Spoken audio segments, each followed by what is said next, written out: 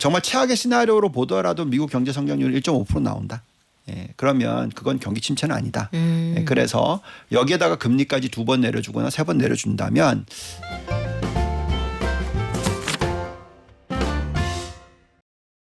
돌이켜보면 작년에 뉴욕 증시가 우리에게 차도 사주고 소고기도 먹게 해줬습니다. 그런데 올해 들어서는 소고기 값을 투자했는데 자꾸 닭고기로 돌려주네요. 왜 그러는 걸까요? 여전히 불안감은 남아있는데 한 이틀 올랐다고 마음을 푹 놓기에는 변수가 너무 많습니다. 관세 전쟁은 계속되고 있고 일본 중앙은행 기준금리 앞으로 어떻게 될지 예상하기 어렵죠.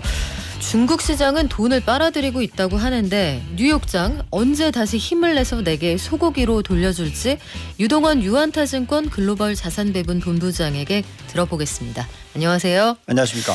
본부장님 그동안 소고기를 못 먹은 지 좀 돼가지고 꼭 그 질문 드리고 싶었던 게 FOMC 일정이 시작이 됐어요.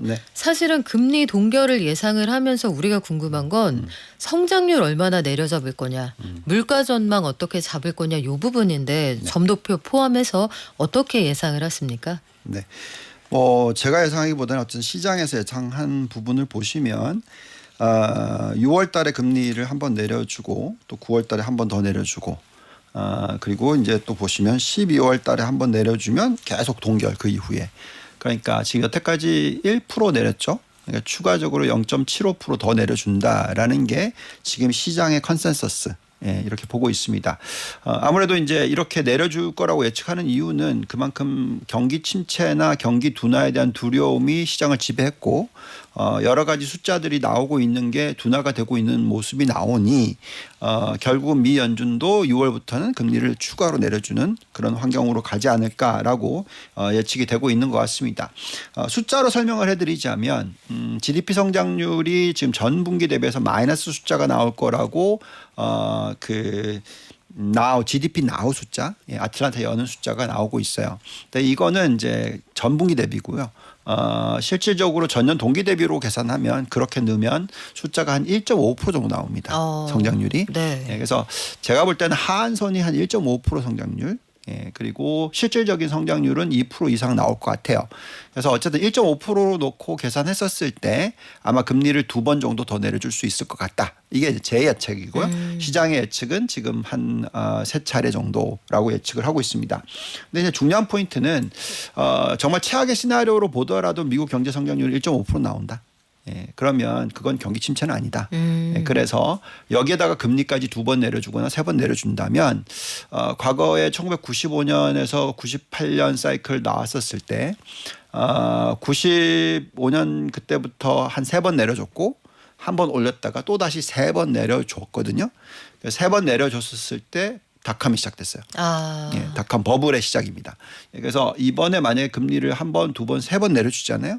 글쎄요. 어떻게 변할지 모릅니다. 그래서 어쨌든 지금은 상당히 비관적으로 시장을 볼 수밖에 없는 그런 느낌이죠. 저희가 전에도 나와서 말씀을 드렸습니다만 상중하고라고 얘기했죠. 그래서 올해 상반기는 아무래도 등락이 왔다 갔다 하면서 별로 말씀하신 대로 닭고기밖에 못 먹을 수 있지만 하반기는 소고기를 먹을 수 있는 그런 환경으로 변하지 않을까라고 생각하고 있습니다. 조금 기다려야 되는구나. 근데 걱정이 되는 게요, 본부장님. 두 가지인데 하나는 소매 판매 지표가 간밤에 나왔는데 전월보다는 나아졌는데 기준이 됐던 그 전월치가 마이너스란 말이에요.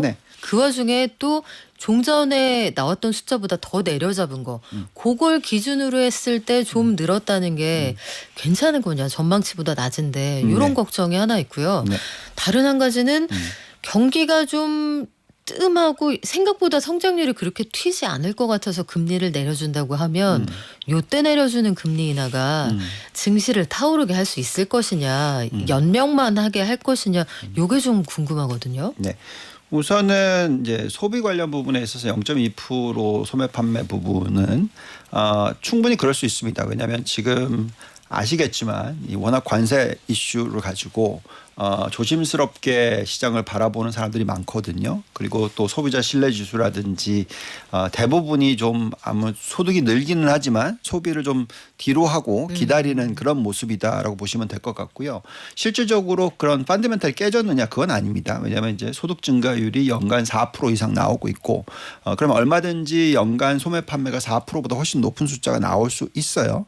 그래서 이제 그런 부분에 대해서는 너무 걱정을 하실 필요가 없을 것 같은데 자 그러면 이제 금리 부분으로서 말씀을 드리자면 현재의 금리가 고점 대비해서 1% 떨어뜨렸고 추가로 0.5 뭐 정도 떨어뜨리는 거는 사실은 증시는 상승 구간이 맞습니다. 예. 그래서 보통 금리를 막 떨어뜨리는데요. 네. 너무 많이 떨어뜨려서 경기 침체가 올 거라는 것이 확신이 들기 시작하면 그때가 진짜 큰 위기거든요. 예, 보통 과거에 증시가 급락을 시작하는 거는 금리를 고점 대비해서 250bp 이상 떨어뜨렸을 때. 예, 그래서 지금은 한 차례, 두 차례, 세 차례 정도 떨어뜨렸을 때는 제가 볼 때는 오히려 긍정적으로 작용할 것 같다. 그렇지만 금리를 정말 너무 빠르게 떨어뜨려야 된다. 네. 이렇게 돼서 200bp 이상 그래서 뭐 진짜 3%가 깨지는 숫자. 그러니까 지금 보시면은 5.5%였잖아요. 고점이. 지금 1% 떨어뜨렸고 그렇죠. 여기서 추가적으로 1% 더 떨어뜨리면 350bp인데 2%까지 2.5 떨어뜨리면 이제 3% 밑으로 내려가잖아요. 그렇죠. 이때가 이때가 위기입니다. 제가 볼 때는. 그래서 오히려 지금은 괜찮은데 정말 금리를 오히려 너무 많이 내려줘야 되는 환경이다. 그건 진짜 경기가 너무나 안 좋을 거다라고 예측을 하게 되는 거죠. 네. 점도표 중간값이 만약에 생각보다 좀 많이 내려온다고 하면 그것도 위기의 사인으로 볼 수 있습니까? 많이 내려온다면. 생각보다. 네. 근데 그거는 뭐 제가 볼 때는 2.5% 수준 정도에서 크게 뭐 변하진 않을 것 같습니다. 네. 그래요. 그러면 그 경기 침체 이슈 관련해서 요게 이제 꼬리를 다는 마지막 질문일 텐데 네. 장단기 금리 역전 얘기를 우리가 오랜만에 다시 하게 되는 게 네. 그 규칙이 깨졌다가 최근 들어서는 이거 봐라 슬슬 조짐이 보인다 이렇게 주장하는 사람들이 있더라고요. 또 월가에서 좀 방귀 좀 낀다 하는 회사에 약간 큰 형님들이 경기 심상치 않아 보이는데 이렇게 얘기하니까 불안한 거예요. 네. 요거는 어떻습니까? 네, 장단금리차 역전 현상 해소 그리고 또 다시 역전. 이게 지금 보면 이제 10년 만에 3개월이 더 중요하다고 여러 번 말씀을 드렸고요. 그렇기 때문에 어떤 경기 침체가 온다라고 얘기하는 것은 결국은 그걸 보고 대출이 어떻게 되느냐가 더 중요하다라고 여러 번 말씀을 드리고 있습니다. 근데 지금 현재 숫자를 보시면은 은행권의 자기자본 비율이 14.1%, BIS 비율 티어 1이 그렇습니다. 네. 티어 2까지 더하면 뭐 거의 20% 가까이 되니까 제가 볼 때는 은행은 충분히 대출을 늘려줄 수 있어요. 그래서 지금 장단금리차 역전이나 해소가 은행의 대출의 급감으로 연결이 된다. 또는 증가율이 네. 그러면 경기 침체입니다. 예, 근데 그게 아니고 은행의 펀더멘털이 튼튼하고 예대 마진이 어느 정도 안정적이고 가계 부채 비율이 낮고 기업 부채 비율이 낮아서 대출을 계속 늘려주는 환경이기 때문에 경기 침체로 넘어가지 않을 거다. 이게 이제 저의 논리고요. 네.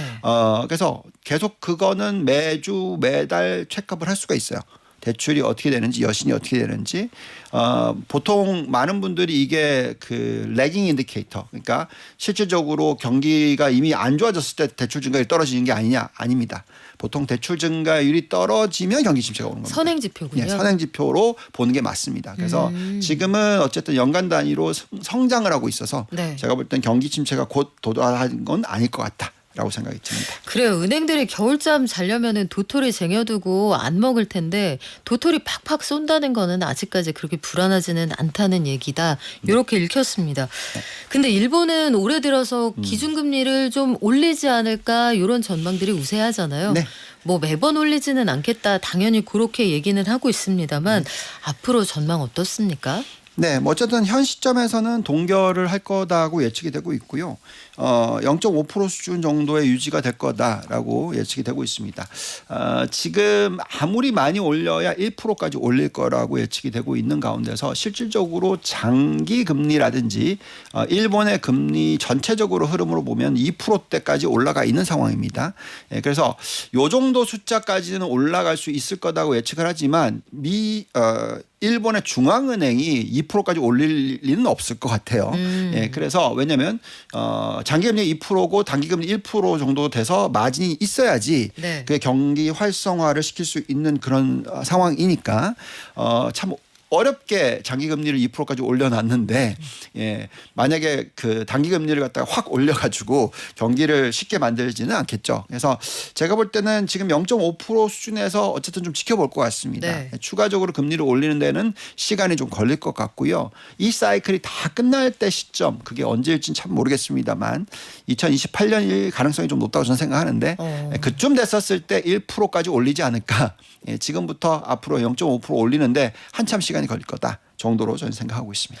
근데 금리 올린다고 하면은 보통은 증시에서는 이걸 좀 악재로 풀잖아요. 네. 근데 일본에서는 금리가 추세적으로 올라가고 생각보다 꽤 빨리 올라갈 수도 있다 이런 전망도 있는데 아니 버크셔 해서웨이가 새로 네. 그 일본의 상사 주식들 지분 늘린 거 보면 일본 증시는 금리를 올리건 말건 나는 간다고 봐 이런 판단이잖아요. 그렇죠. 이토츠 상사랑 그 스미토모 상사 이런데 분기 보고서 보니까 지분율이 1% 이상 올랐더라고요. 네. 그럼 상사 어떻게 버크셔 포트폴리오 계속 따라서 우리 좀 가도 될까요? 네, 저는 일본에 대해서 좋게 보고 있고요.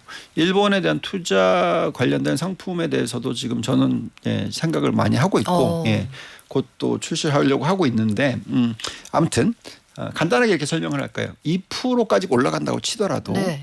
보통 우리가 적절한 PER을 계산을 할 때 1 나누기 금리 이런 얘기 많이 하거든요. 그래서 성장률이 앞으로 높아지는 환경 가운데서 1 나누기 2% 금리를 하더라도 50배 PER이란 말이죠. 네. 그럼 50배까지 가냐 그렇지는 않아요. 왜냐하면 보통 배당 성향이 얼마냐에 따라서 다르거든요. 근데 지금 일본 기업들이 대부분 보시면 몇 프로의 주중 환원을 해주냐면 50%를 해줍니다.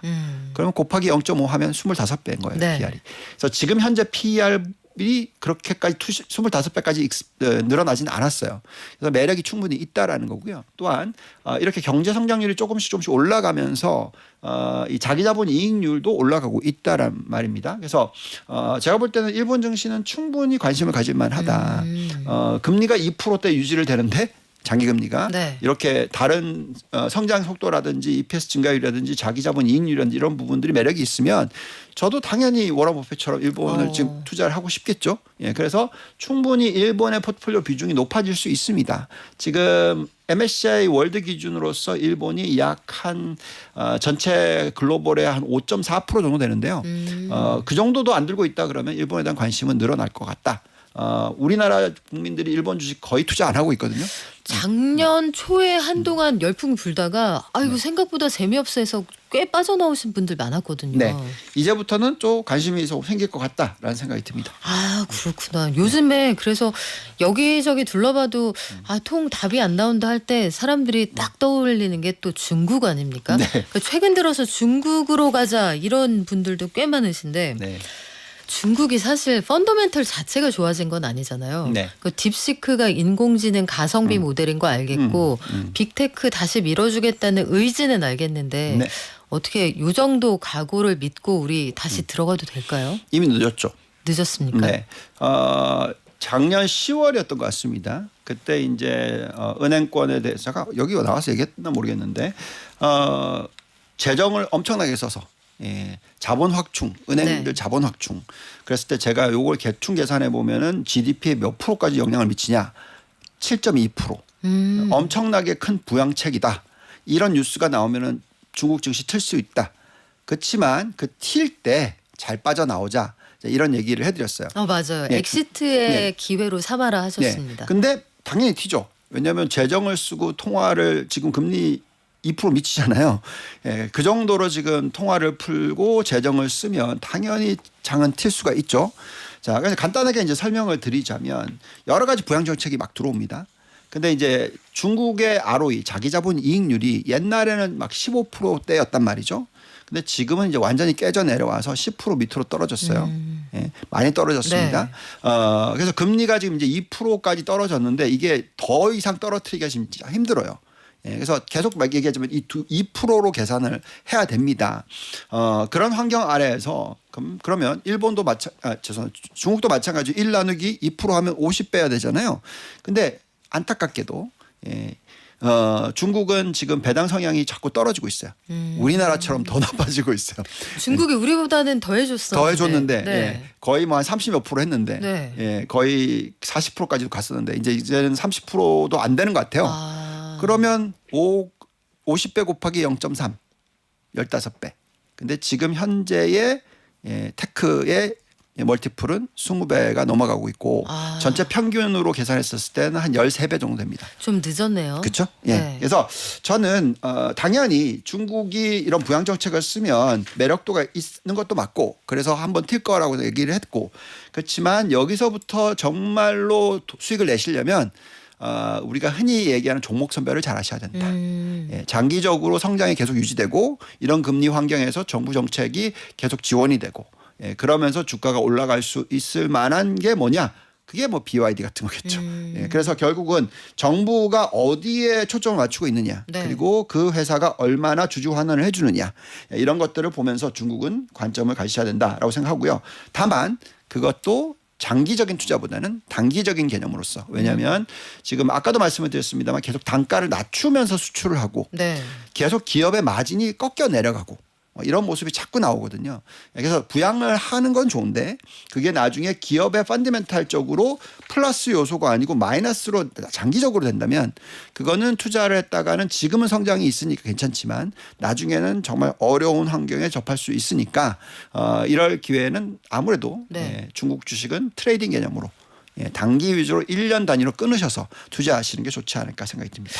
비아디 말씀하셔서 말 나온 김에 질문을 드려보면 네. 비아디는 지금 말씀하신 것처럼 마진 포기하고 시장을 장악하는 전략을 쓰고 있잖아요. 맞아요. 근데 그 전략에 정통으로 얻어맞고 있는 게 지금 테슬라란 말이에요. 맞습니다. 테슬라 주가가 지금 트럼프 대통령 취임 이전보다도 더 낮은 수준까지 내려가 있는 상황인데 요 전략에서 테슬라는 그래도 기술적 해제가 있으니까 괜찮아라고 생각을 하다가 이거 아닌가 봐. 그리고 또 한 가지는 테슬라가 비아디 공세가 하도 심각하니까 중국에서 FSD 한 달 써보고 결정하세요. 이 무료 시음 행사 같은 걸 진행을 한다는 거예요. 요 테슬라의 전망은 비아디의 공세 속에 괜찮겠습니까? 이게 이제 고민스러운 부분인데 보통 전략을 얘기를 할 때 이제 새로운 산업이 만들어져요. 새로운 사업이 만들어질 때 우선 시장 점유율을 먼저 만들고 그리고 나서 나중에 이제 마진이 연결되고 그렇죠. 나머지 다 죽이고 이렇게 하는 우리가 전략이란 뭐 말이죠. 반도체 했던 것처럼. 항상 그렇게 할 수가 네. 있겠죠. 그래서 지금 현재의 BYD가 쓰고 있는 전략이 전기차에 있어서 그런 거란 말이죠. 근데 이제 여기서 전기차는 중간 단계입니다. 무슨 얘기를 하는 거냐면 결국은 자율주행이 중요합니다. 그래서 FSD가 되느냐 안 되느냐가 네. 중요하고요. 그 FSD가 되는 순간에 사실 자동차의 판매 대수는 절반으로 줄 거고요. 그리고 마진을 올릴 수 있는 여건이 크게 확대가 될 겁니다. 그래서 지금 누가 FSD를 잘하느냐, 자율주행을 잘하느냐, BYD냐, 테슬라냐. 그래서 우선은 써봐라. 네. 이런 거고요. 제가 볼 때는 BYD가 테슬라의 기술력 자율주행에서 따라오려면 글쎄요. 한 10년은 걸리지 않을까요? 뭐 더 길게 볼 수도 있습니다. 자, 그렇다면은 테슬라를 포함한 미국의 빅테크들 지금 조정을 상당히 많이 받았는데 말씀하신 것처럼 이 회사들이 가지고 있는 근본적인 가치가 훼손된 건 아니잖아요. 네. 테슬라는 뭐 최근 들어서 차가 좀 덜 팔린다고는 합니다만 네. 그럼 지금 조정받을 때 저가 매수 들어가야 하는 시점이 맞습니까? 그렇다고 저는 봅니다. 우리가 항상 얘기하지만 PER이 뭐 예를 들어서 이렇게 간단 계산을 하시는 분들은 이렇게 얘기합니다. 미국의 빅테크의 PER이 30배고 중국의 빅테크의 PER이 15배고 그러니까 50% 싸니까 중국 사고 미국 팔자. 네. 뭐 이런 식으로 얘기를 하잖아요. 근데 그렇게 단면적으로 PER을 계산하면 안 되고 PER과 이익 증가율 또 PBR과 ROE 자기 자본 이익률 네. 이걸 봐야 되는데 월등하게 차이가 나죠. 그래서 제가 분석하는 이렇게 이제 두 개의 지표를 같이 보면서 분석하는 결과값은 뭐냐? 미국의 빅테크와 미국의 테크는 지금 적절한 가치 대비해서 30% 할인에 판매가 되고 있고 반면에 중국은 오히려 50% 프리미엄에 판매가 되고 있다. 그래서 제가 볼 때는 글쎄요, 미국의 빅테크와 미국의 이런 기업들에 대해서 충분한 투자 기회가 지금 만들어지고 있다고 생각하고요. AI 사이클이 지금 끝난 것도 아니고 이제 겨우 진입기 지나서 이제 성장기에 접어들었는데 이 성장기에서 누가 성공을 할 거냐? 저는 답은 이미 남아 있다고 생각하거든요. 그래서 여전히 미국 주식에 대한 특히 미국 빅테크와 미국의 AI 관련주에 대한 관심은 지금이 굉장히 투자 적기다라고 생각하고 있습니다. 대박앤세일 중이다.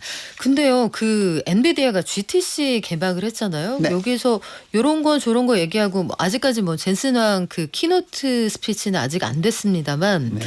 요런 거 시작한다고 할 때 작년까지는 일단 개막하면 잠깐 올라주고 뭐 얘기한다 그러면 또 올라주고 요런 식이었는데 간밤에 엔비디아는 빠졌어요. 마진율에 대한 걱정을 계속 시장이 하게 되면 수급이 좀 빠지지 않을까 이런 걱정도 있는데 어떻습니까? 마진율이 빠지는 건 맞죠. 70 몇 프로에서 70.7. 네. 네. 우리가 눈높이가 너무 높아졌나요, 본부장님? 그냥 네. 어떻게 생각해야 되냐? 좀 기다려 보시면 네. 금방 또 바뀔 겁니다. 무슨 말씀을 드리는 거냐면 지금 현재의 엔비디아의 밸류에이션은 PER이 겨우 26배예요. 싸요. 여기다 이익 증가율이 50%인데 내년에 간다 하더라도 거의 30%야. 와. 그러면 PER이 26배? 네. 예. 근데 이익 증가율이 30%다? 예, 글쎄요. 저는 또 아무리 어떻게 분석을 하다 하더라도 이 주가가 너무나 저평가되어 있다고 생각합니다. 예, 그래서 물론 단기적으로야 워낙 많이 올랐잖아요. 네. 예. 이 주식의 복리 수익률이 얼마인지 아세요? 10년 동안 70%. 와. 예. 엄청나네요. 복리 70% 이상을 연속으로 10년 동안 창출해냈다. 예, 그러니까 많이 올랐잖아요. 네. 그래서 좀 쉬고 싶지. 근데 여전히 그 펀더멘탈을 집어넣고 계산하면 네. 지금 주가가 너무 싸요. 제 비유에서. 예, 그래서 아직까지는 뭐 너무 걱정들을 많이 하시겠지만 네. 곧 바뀔 거라 생각합니다. 그래서 이번 GTC 이벤트라든지 그 이후에 AI가 마진이 축소되는 반면에 엄청나게 볼륨 증가가 일어난다. 그러면 이건 결국 이익은 계속 늘어나는 거잖아요. 그래서 PER이 뭐 겨우 26배가 아니라 더 떨어져서 10배 수준까지 떨어질 수도 있는 겁니다. 예, 모르는 거죠. 네. 예, 그래서 그런 걸 감안한다면 지금 이게 기회가 맞다라고 생각하고 있습니다. 그러면 중국이 만들어낸 그 인공지능판 그 알리테문 쉬인이라고 하는 딥시크 같은 것들이 네. 이 시장에서 엔비디아 칩 팔리는 치어리더 역할을 해주는 거예요? 그렇죠. 이렇게 생각하시면 됩니다. 딥시크가 들어온 건 무슨 개념이냐면 딥시크가 들어옴으로 인해서 마진은 떨어질 수 있으나 엄청나게 대단한 소프트웨어들이 들어올 거란 말이죠. AI 사이클이 지금은 하드웨어 사이클이었지만 네. 소프트웨어 사이클로 넘어가는 게 굉장히 빨라지는 겁니다. 그래서 제가 볼 때는 앞으로 이게 기대를 좀 가지셔도 되지 않을까 생각이 듭니다. 갑자기 10년 묵은 채증이 싹 내려가는 기분이에요. 고맙습니다. 지금까지 유동원 본부장과 함께했습니다. 고맙습니다. 감사합니다.